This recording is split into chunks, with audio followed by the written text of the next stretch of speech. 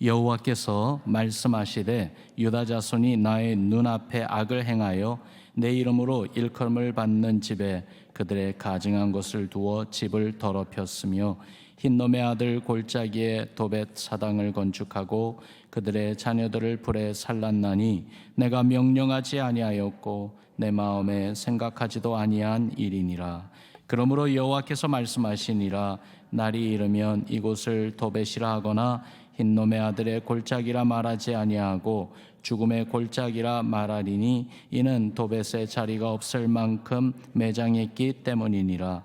이 백성의 시체가 공중의 새와 땅의 짐승의 밥이 될 것이나 그것을 쫓을 자가 없을 것이라.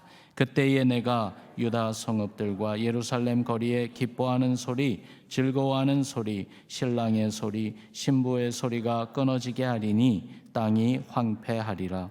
여호와의 말씀이니라. 그때에 사람들이 유다 왕들의 뼈와 그의 지도자들의 뼈와 제사장들의 뼈와 선지자들의 뼈와 예루살렘 주민의 뼈를 그 무덤에서 끌어내어 그들이 사랑하며 섬기며 뒤따르며 구하며 경배하던 해와 달과 하늘의 뭇 별 아래에서 펼쳐지게 하리니 그 뼈가 거두이거나 묻히지 못하여 지면에서 분토 같을 것이며 이 악한 민족에 남아있는 자 물은 내게 쫓겨나서 각 처에 남아있는 자들이 사는 것보다 죽는 것을 원하리라.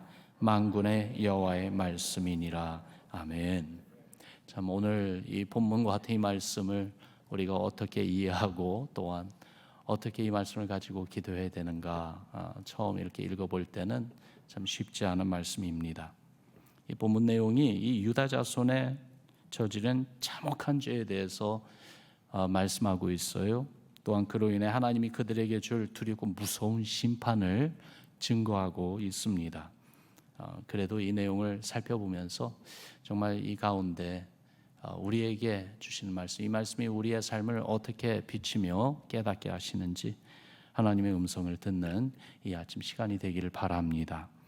유다 자손, 하나님이 자기 백성으로 삼으신 사람들입니다. 유다 자손, 정말 그 조상을 올라가다 보면 거기에 다윗이 있어요. 하나님 마음에 합한 사람이 있어요. 그래서 유다 자손을 중심으로 이 나라를 유지하고 살게 하셨습니다. 그 유다 자손 가운데 왕이 나오게 하시고 또한 우리가 알듯이 그 다윗의 후손 가운데 왕 중의 왕, 영원한 왕 되신 메시아 우리 주 예수 그리스도께서 오실 것을 하나님은 이미 계획하고 계셨죠. 그런 유다 자손이 있는 곳은 또한 예루살렘인데요. 예루살렘에는 하나님의 집이 있었습니다. 주의 이름으로 일컫는 그 성도들이 함께 모여서 하나님께 제사드리고 또한 하나님께 예배하러 나가는 성전이 예루살렘에 있어서, 그래서 유다 자손들이 다른 그 지파들보다도 하나님 앞에 나와 예배드리는 그 일을 더욱 할 수 있도록 주께서는 은혜를 베풀어 주셨죠. 그렇게 하나님의 은혜와 favor, 그 사랑을 베풀어 주었건만 유다 자손이 참혹한 죄를 저지릅니다. 먼저 보면 하나님의 집에 가증한 것을 두어 그 거룩한 주의 집을 더럽혔습니다. 바로 성전에 하나님께 예배드리는 바로 그 거룩한 장소에 우상을 가져다 둔 것입니다. 그러면서 그 우상 앞에 절하기도 했습니다. 그들이 가지고 온 우상, 그 가운데 태양신이 있었습니다. 애굽의 신이죠. 과거 모세 시대에 애굽에서 나왔을 때 그런 우상을 섬기고 그런 우상을 섬기는 자들의 억압에서 자유함을 얻게 해주셨건만, 그런 과거의 그 족쇄에 자신들과 또한 자신들의 후손들을 다시 억압하는 말도 안 되는 이러한 죄를 저지른 것이에요. 여러분 생각해 보세요. 만약에 내 집에, 내가 살고 있는 내 집에 내가 가장 싫어하는 어떤 물건을 어떤 사람이 가져다 놓는다고 한번 생각을 해보세요. 당장 그것을 내다버리고 그런 짓을 한 사람을 내쫓거나 아니면 다시는 그런 짓을 못하도록 하지 않겠습니까? 우리도 그런데 거룩하신 하나님, 영광과 존귀를 홀로 받으시기에 합당하신 하나님 앞에서 이런 죄악을 행하는 유다 자손들이니 그것도 하나님이 일방적으로 사랑하시고 구원해 주시고 당신의 이름으로 부르는 하나님의 백성이 이러한 죄악을 행하니 얼마나 하나님의 마음이 아프고 괴로우며 하나님의 거룩한 분노가 끓어오르지 않았을까요? 예레미야 선지자에게 16절에 가서 오늘 말씀보다도 어제 말씀 그 내용을 보면 이렇게 말씀하세요. 너는 이 백성을 위하여 기도하지 말라. 그들을 위하여 부르짖어 구하지 말라. 내게 간구하지 말라. 내가 너에게서 듣지 아니하리라. 그렇게까지 하시는 주의 마음을 우리가 조금이라도 좀 느낄 수 있기를 바랍니다. 두 번째, 그들의 그 죄악, 어떠한 죄악을 저질렀는가 보면은 유다 자손들이 자기 자녀들을 우상의 제물로 불살라 바치는 인신 제사의 죄악이었습니다. 흰놈의 아들의 골짜기라, 바로 시온산 위에 건설된 예루살렘 성에서 남 동쪽으로 살짝 이렇게 내려오면 골짜기인데 바로 그곳에 도벳 사당을 짓고 거기에서 우상에게 제물로 바치는 것을 다른 것이 아니라 자기의 어린아이들을 희생시키는 가증한 행위를 일삼았습니다. 여러분, 어느 부모치고 자식을 위해 자신을 희생하려는 마음을 갖지 않는 부모가 어디 있겠습니까? 나는 고생하고 어려워도 내 자녀는 좀 더 나은 삶을 살 수 있다면은 마다하지 않고 그 길을 택하는 것이 부모잖아요. 그런데 부모 세대가, 어른이 힘없는 아이들을 보호해주고 세워주고 그들이 앞으로 더욱더 바른 길을 갈 수 있도록 인도해주고 하는 그것이 아니라 오히려 그 생명을 빼앗아 갑니다. 오히려 죽입니다. 우상의 제물로 바칩니다. 왜요? 바로 자기들의 욕심을 채우기 위해서요. 부모가 자녀를 위하는 것이 아니라 오히려 이 어른이 자기의 욕심 그리고 탐욕을 위해서 자식을 이렇게 희생시키는 그러한 일을 하는 거예요. 우상에게 절하는 이유가 무엇이겠습니까? 자기 욕심 채우기 위함 아닙니까? 자식이라도 내 욕심을 위해서라면 그 자식의 생명까지도 빼앗아가는 이런 무서운 죄악을 저지른 것입니다. 이런 유다 자손의 약행을 하나님은 이렇게 말씀하십니다. 내가 명령하지도 아니하였고 내 마음에 생각하지도 아니한 일이다.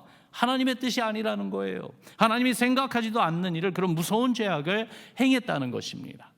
이런 유다 자손을 하나님이 어떻게 심판하시겠다고 하는지 오늘 본문 말씀을 살펴보면은 먼저 죽음의 심판을 선포하십니다. 32절 말씀을 보니까요. 그러므로 여호와께서 말씀하시니라 날이 이르면 이곳을 도벳이라 하거나 흰놈의 아들의 골짜기라 말하지 아니하고 죽음의 골짜기라 말하리니 이는 도벳에 자리가 없을 만큼 매장했기 때문이니라. 흰놈의 아들의 골짜기를 죽음의 골짜기로 만드시겠다고 선언하세요. 무서운 심판이에요.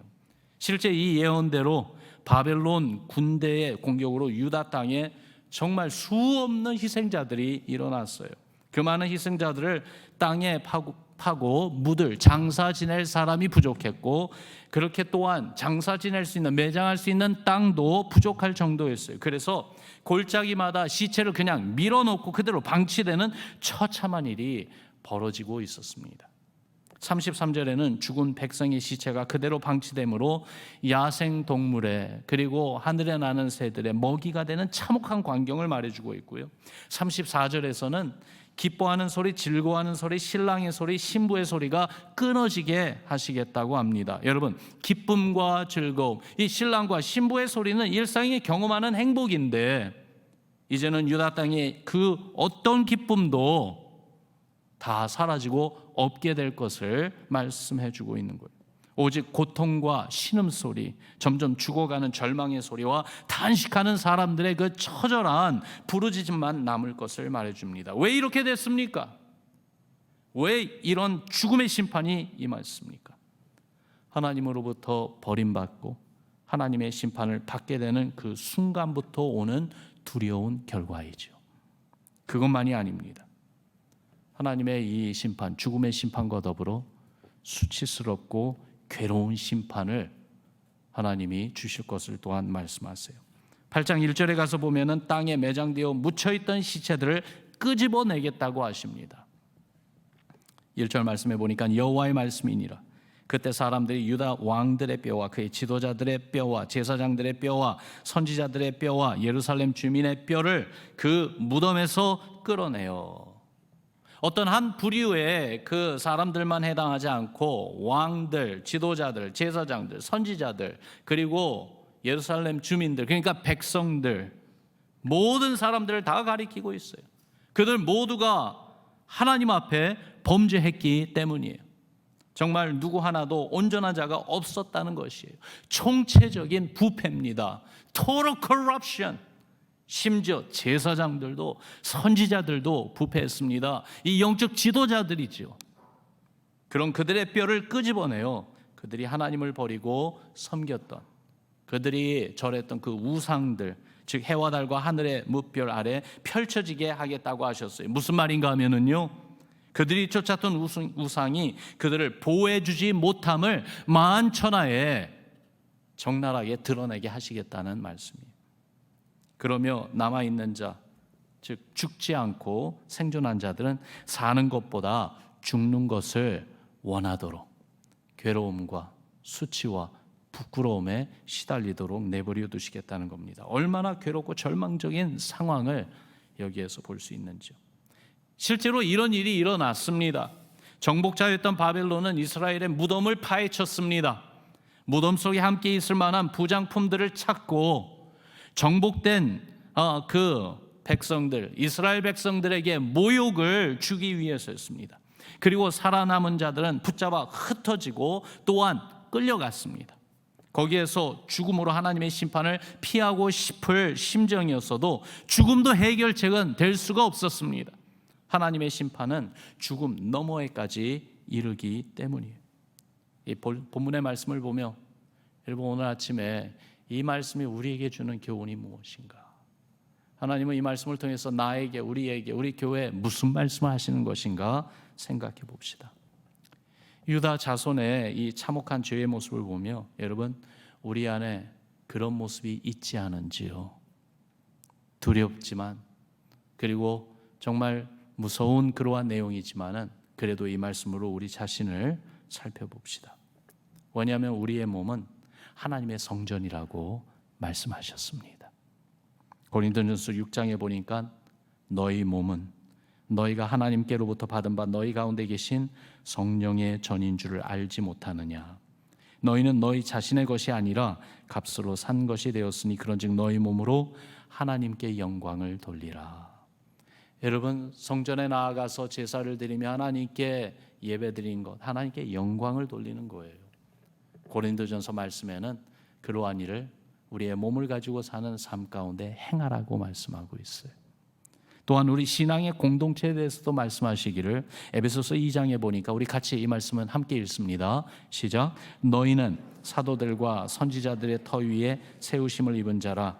그리스도 예수께서 친히 모퉁이 돌이 되셨느니라. 그의 안에서 건물마다 서로 연결하여 주 안에서 성전이 되어가고 너희도 성령 안에서 하나님이 거하실 처소가 되기 위하여 그리스도 예수 안에서 함께 지어져 가느니라. 바로 우리 교회가, 여기가 바로 하나님의 성전이에요. 성도들의 모임이, 우리의 교제하는 그 사랑의 관계, 신앙의 관계, 그 모임이 하나님의 거하시는 하나님의 성전이다 말씀하고 있어요. 이런 우리의 생활과 삶의 터전에 하나님이 싫어하시는 가증한 것들, 우상들을 가져다 놓지는 않았는지 돌아보아야 되겠어요. 주님을 믿고 예배드리는 신앙으로 살면서도 알게 모르게 내가 좋아하고 따라가는 것들, 우리 주님이 마음 아파하시며 더불어 분노하시는 그러한 우상이 있지는 않은지 살펴보아야 되겠어요. 그뿐만이 아니라 탐욕을 채우기 위하여 하나님과의 관계도, 자녀와의 관계도, 혹은 믿음의 가족들과의 관계도 끊어버린다면은 그것은 우상에게 자녀를 불살라 바치는 죄악의 모습을 닮은 행위가 아닐까요? 하나님의 심판을 두려워해야 합니다. 하나님의 심판을 정말로 두려워해야 합니다. 그뿐만이 아니라 오늘 말씀에, 그리고 예레미야서를 처음부터 읽어보면은 한 가지, 다른 책보다도요, 이 예레미야서에서 유니크하게, 특별하게 나타나는 한 프레이즈가 있어요. 오늘 본문에도 이 말씀이 4번 지금 반복돼서 계속 나와요. 뭐냐면은 여호와께서 말씀하신다. 여호와께서 말씀하신다. 여호와의 말씀이다. 만군의 여호와의 말씀이다. 하나님께서 하나님의 심판을 선포하시는데 그냥 말씀하셔도 되는데 여호와께서 말씀하신다. 여호와의 말씀이다. 이 말을 계속 반복하세요. 왜 그럴까요? 여기에 중요한 의미가 있습니다. 하나님이 말씀하신다고 하면서 내가 말한다 그렇게 말하지 아니하시고 여호와께서 말씀하신다. 만군의 여호와의 말씀이다.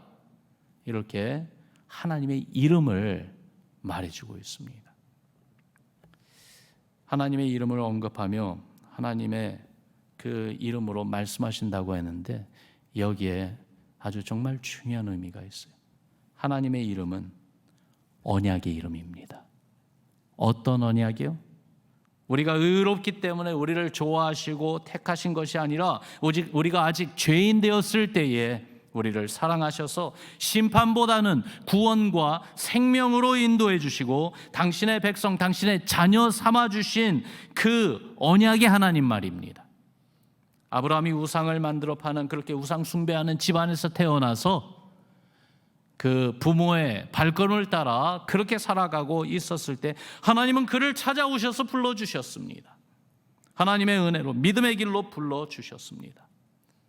바울이요, 자기의 의로움과 욕심에 끌려서 그리스도인들을 핍박하고 대적할 때에 예수님이 그를 만나주셨습니다. 그의 잘못된 길을 가는 것을 가로막으셨어요. 그러면서 그를 심판하시고 그를 완전히 멸하신 것이 아니라 오히려 구원으로, 그리고 구원의 기쁜 소식, 복음을 전하는 길로 부르셨습니다. 여호와께서 말씀하신다. 여호와께서 말씀하신다. 여호와의 말씀이다. 만군의 여호와의 말씀이다. 이것은요, 무서운 심판 가운데에서도 긍휼을 가지고 부르시는 주님의 음성인 것입니다. 이것을 깨닫고 주께 마음을 돌리고 회개하며 돌아오는 자에게는 주님의 이 긍휼과 용서, 사랑의 발걸음이 뛰어오시는 거예요. 탕자를 보고 아버지가 먼저 달려가 그를 맞이해 준 것처럼 말이죠. 무슨 근거로요? 바로 예수님의 십자가의 고난과 죽음이 우리 모두의 죄를 다 탕감받게 하셨기 때문 아닙니까? 우리 예수님이 친히 죽음의 골짜기를 지나가셨기 때문입니다. 하나님의 심판을 우리를 대신하여 다 받으셨기 때문입니다. 오늘 이 아침에 그래서 이 하나님의 무서운 두려운 심판의 말씀을 이것도 받아들이면서 우리 마음에 새길 때에 이 말씀을 주시는 우리 하나님 아버지, 무서운 심판 가운데서도 긍휼을 잊지 아니하시고 용서와 사랑의 자리로 우리를 불러주시는 우리 주님을 바라보면서 주의 십자가 은혜를 다시 붙드는 우리 모두 되기를 주의 이름으로 축원합니다. 그러면 우리 삶에 두렵고 무서운 죄악이 아직 남아있지는 않은지 돌아봅시다. 그리고 회개합시다. 오직 예수 그리스도의 피로 용서함 받고 겸손히 주의 긍휼과 자비를 간구하며 오직 주님께만 나오는 우리가 되게 해달라고, 주의 성령이 우리의 마음을 살피시고 주의 성령으로 주의 말씀으로 우리의 삶을, 우리의 생각까지도 주께서 다 살피시면서 하나님 앞에 합당하지 못한 것이 있다면 알게 하시고 깨닫게 하셔서 그것들을 다 주 예수 그리스도의 십자가 아래 다 내려놓고 회개하며 긍휼의 하나님, 사랑의 하나님께 우리의 마음과 우리의 삶을 다시 한번 헌신하여 맡기는 우리 모두가 되게 해달라고 오늘 이 아침에 같이 기도합시다. 우리 마음에 부흥을 사모하는 마음이 있습니다. 부흥이라는 것은 다시 살아나는 것이죠. 그런데 부흥의 시작을 보면 항상 어디부터 시작하는가?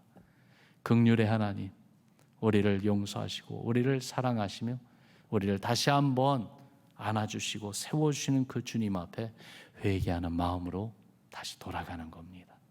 부흥은 회개부터 시작입니다.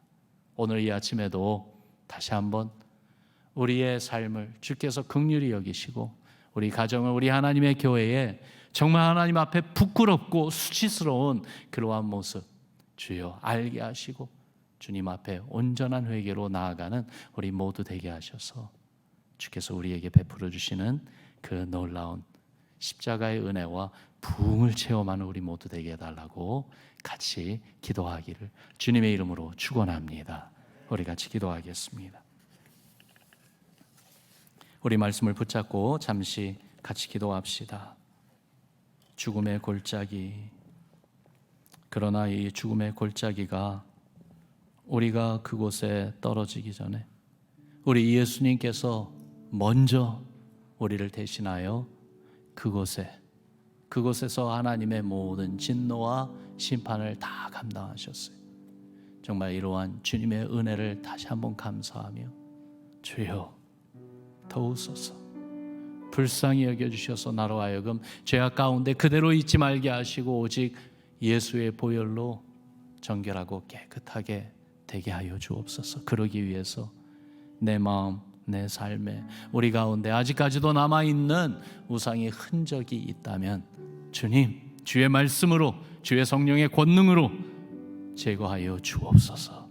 우리 간절한 마음으로 같이 기도하는 시간 갖겠습니다. 함께 기도합니다.